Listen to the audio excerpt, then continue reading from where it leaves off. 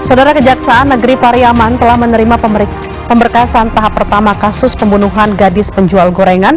Jaksa akan segera melengkapi pemberkasan berdasarkan hasil rekonstruksi untuk mempercepat penyusunan dakwaan terhadap tersangka.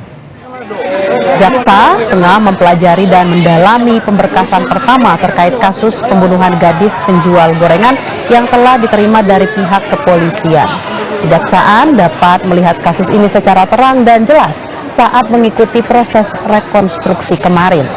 Terkait fakta pembuatan yang dilakukan tersangka akan menjadi dasar yang kuat untuk membuat raian pasal yang disangkakan terhadap tersangka Indra dalam surat dakwaan nantinya.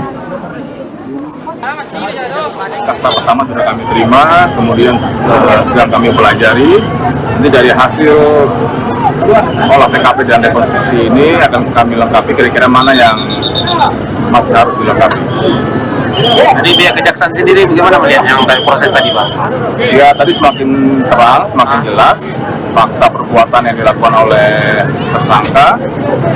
Mudah-mudahan dengan semakin terangnya ini akan berulang kami juga nanti dalam menyusun surat dakwaan. Kami harus mempelajari ya semuanya nanti ada fakta dan uraian pasal yang disangkakan itu semakin jelas.